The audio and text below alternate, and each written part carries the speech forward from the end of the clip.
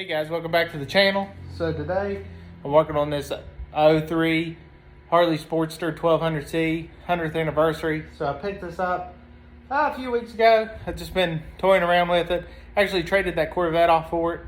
So pretty nice bike, and guy took excellent condition of it. And as of now, you've seen it on the Instagram if you follow me there. If not, go give me a follow. And you see I've just been doing some little things to it, getting it up and ready for next riding season, or even trade it for something else. So what I'm going to do now is I'm going to be replacing the front and rear tire on this one also. So I've got the Triumph that we done all the work to. So now I got some Shinko 777 white walls. I think will look real nice on this. So let's go ahead and let's get these tires off and let me show you that process. All right, so the first thing I'm going to do is on this front one, I'm going to go ahead and get this caliper up and out of the way. So same, I'm going to take these two bolts off. These are a 12-point socket you want to use. I've got a 10 mil that fits it really nicely, but I think a 3/8 is probably what it should be. But this 10 mil is fitting it really snug, so I'm going to go with it and use it. So like I said, it's a 10 mil 12-point. But I'll take these off, and then I'm going to hang that up here off the frame with some wire. All right, now we're going to take his 15/16 Allen and a 3/4 socket, and we're going to put it on this axle securing nut. So this is in case the nut on the other side would loosen up and back out. This is to secure your axle in. So I've already loosened this one. I basically broke the nut free on the back, and I just loosened it up. I'm not going to take it all the way out because it doesn't need to be. So then I'm sorry, not 3/4. That's the next step. 5/16 or 9/16 is the one that takes off this back one. I was getting ahead of myself. So now the next thing is we're going to take out this nut, which is 3/4. So we're just going to lock onto it and get it broke free. All right, so with it off, you see that it's just this lock washer and nut. And then you should be able to come to this other side. That extension won't go in there. I may not even need it. Let me see. Sometimes these can get seized in there, but as you can see, this one's actually in good shape, and you can just pull it out. So I need to hold up on the tire as I pull this axle out. And you want to make note where these wheel spacers are. So you see there's one there, and doesn't look like there's one there, but we'll see once we get it pulled out. All right, guys, so the wheel's off, and so you had a little spacer to this side.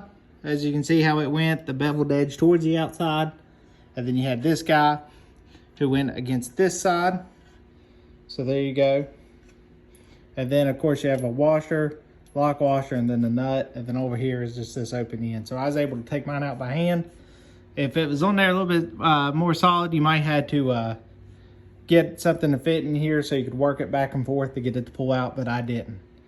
So that is the front one removed.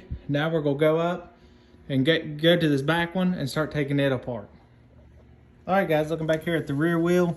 So you can see that there is a cotter key in here on the axle, on the castle nut. So that's the first thing we're going to get out. You can see that this brake caliper on this 03 rides on the axle shaft, so it's up here. There shouldn't be any reason why we can't drop this tire down and get it out of there without having to do anything up here. But that's our first goal, is let's get this out. And as you can see over here on this bike, there's nothing standing in our way of getting to that. I'm not going to remove this chain guard or this belt guard at first, because I think we can work around it.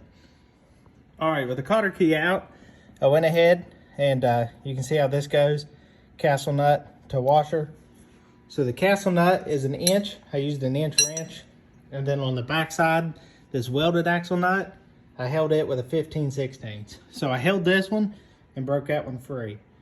Now since the axle's loose, we can start and take our 9/16 and start loosening the belt up. So I'm just gonna run these all the way out to where I can push the tire all the way in and have free tension on this. All right, so I actually just took these all the way off because I'll probably replace these nuts with some new nylon locking ones, just because once you use those, they're pretty well done. So you can see this thing's totally loose. I can slide it forward. You see the belts coming off. And like I said, We'll try this without taking the belt off. So my goal is, so I'm going to work this axle out, which will let the tire drop down. And then hopefully once that's down, I can just slip this around it and take it out that way. So I always get the axles out. I usually don't pound on that end. You can take like a rubber mallet and pound on it and be all right. But I always just hook to it with a wrench, put tension against it, and work it out. And as you can see, it's coming right out with no problem at all. So I'm gonna put my knee under the tire, catch it, and let it fall down and see if I can get that belt around it without having to take off his chain guard. All right, so I was able to get it out. So I took the shaft out, which is here. It had this spacer that goes there. Of course, this goes up inside the swing arm. Over here, you had this little spacer. And of course, these pieces. Now, once I slid the axle out, I actually had to come up here and get this caliper and basically just twist it up and over and put this on this side. Once I've done that, it gave my wheel total freedom to roll back and forth and won't scar it up. Now, once I'd done that, it was sit down. I was able to roll it all the way forward and just pull the belt off the side of the cog and it'll let it roll out. Right now I've got the stand sitting too low, so I'll just have to jack it up a little bit, get that tire out, and then I'll come back to you once I've got the new tires on, and we'll get them on and tension that belt. All right, guys, so we're back. I got these back from Wicked Throttle. They got these Shinko 777s on there for me, 21-inch on the front because this is a custom, and of course there's this 16 on the back. And as you can see, I did do a little work off camera and got it on, but I'm gonna walk you through that right now. So basically in the same reverse process, once I got the wheel back, I put it up under the bike, and I have these nylon blocks that I like to put the wheel up on so I don't have to sit there and try to hold it.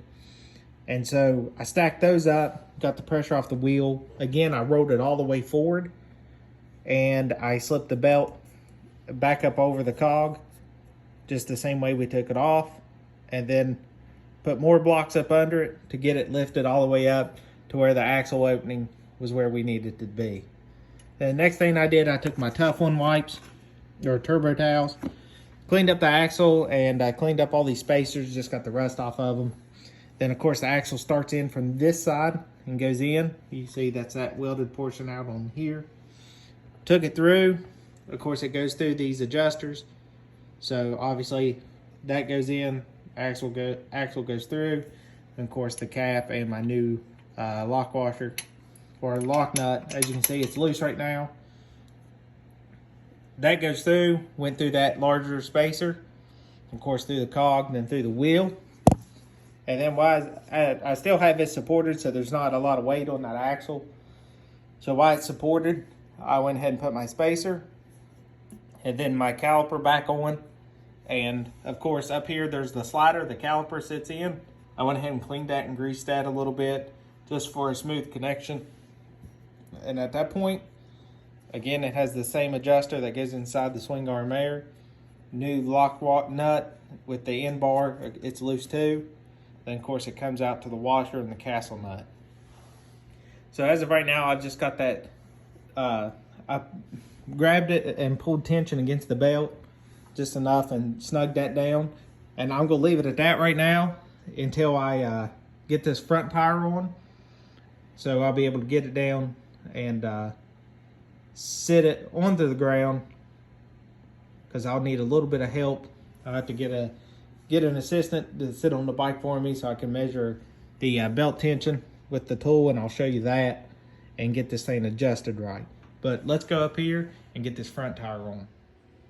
So if you remember how it went, we had the large spacer on the right, the small one on the inside on the left, and then of course the nut, the lock washer, and then the washer back in there.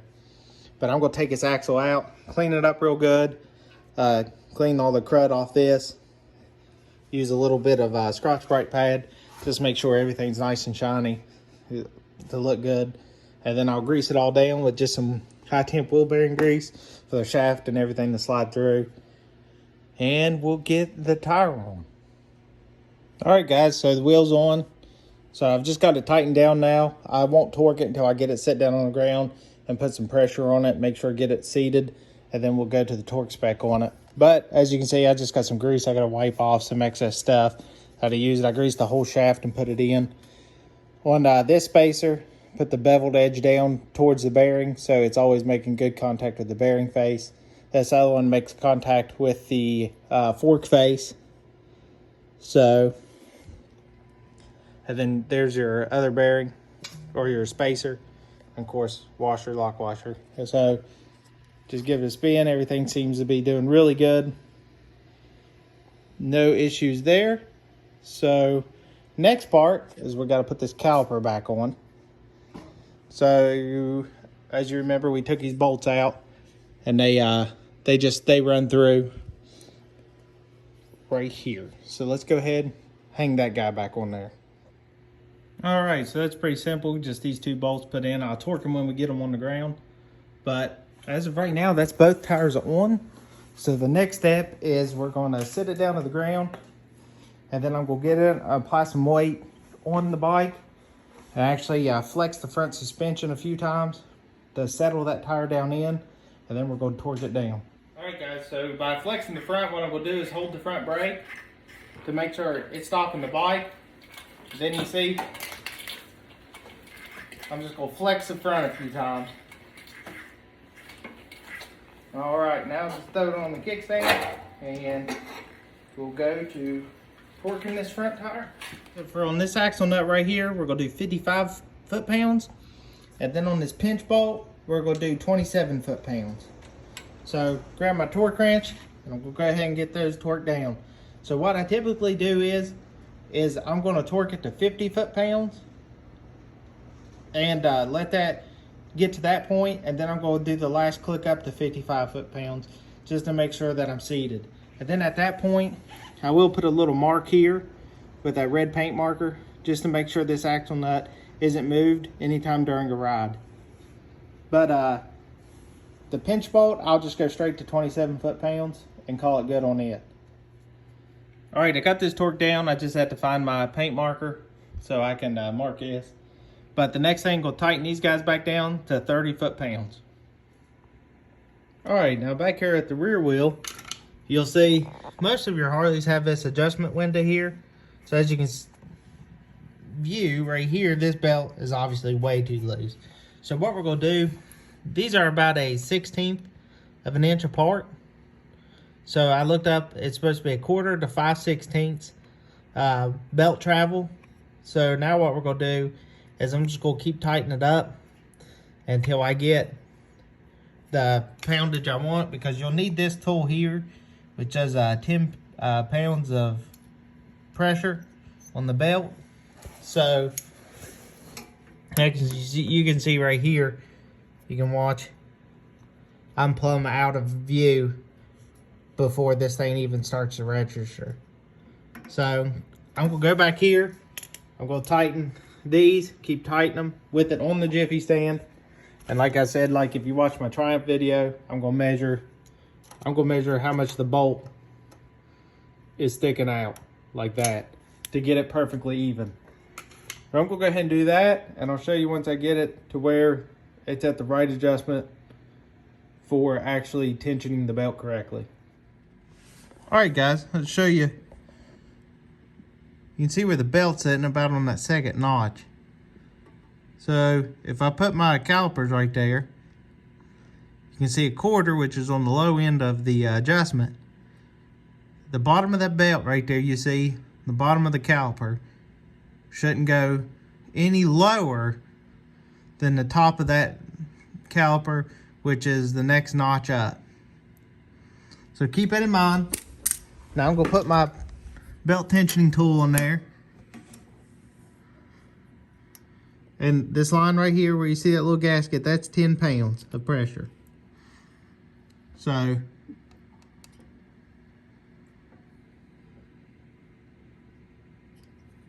went past 10 pounds. Right there. So let me let off. See where we're at.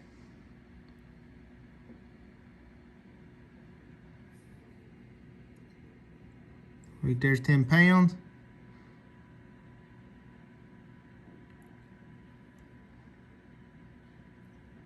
time. So it's pretty close. I'll just keep it adjusting until I'm right exactly where I want it to be. So remember, like I said, we're gonna skip the one. So right now she's way too tight. We need to back her off just a little. All right, guys, let me show you where I ended up. So remember, we need to go up not to the next one, but the notch right above it. So take it up 10 pounds, which is right there. You can see where we're at, right in the middle of that next notch. So we go down. There's no tension.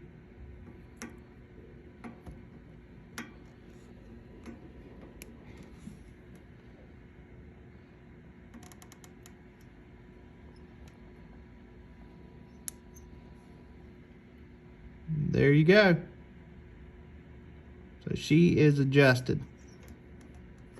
Now the next thing we're going to do is make sure that these are the right links, that these match the same. So let's see how close we are.